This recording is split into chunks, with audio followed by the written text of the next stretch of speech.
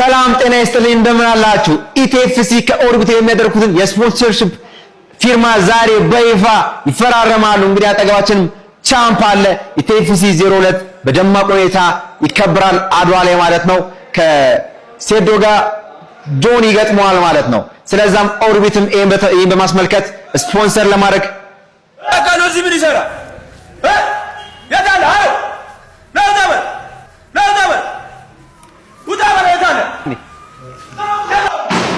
በኢየሱስ ስም ነው አታ